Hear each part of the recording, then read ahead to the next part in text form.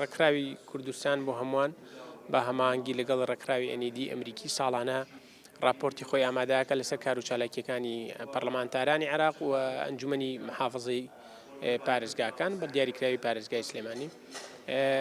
پارساڵ سوپاس بەخوا یەکەم بووم و ئەم ساڵیش بە هەمان شێوە یەکەم بووم.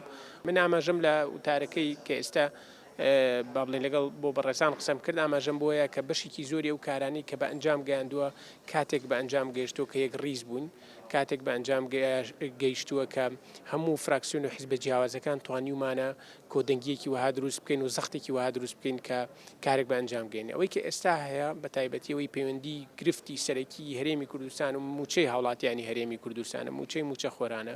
من لە چەند بەرنامەی کەشەم قسەیم کردووە ئەگەر بمانەوێت ئەم بابەتە چارەسەر بێت ئەبێت یەک ڕیز بینە بێت داواکاریەکانمان یەک داواکاری بێت ئەبێ واز لە بەرژەوەندی تەسکی حیزبی و شەخسی بێنین.